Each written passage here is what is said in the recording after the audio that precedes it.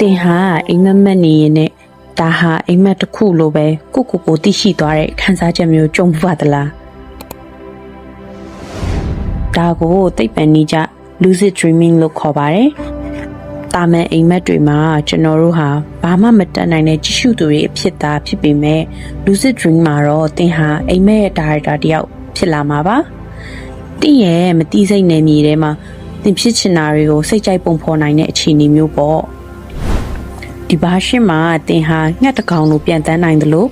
တင်ချစ်ရတဲ့သူတွေနဲ့ဆုံတွေ့တာဒါမှမဟုတ်တာမန်လက်တွေ့ဘဝမှာမလုံနိုင်တဲ့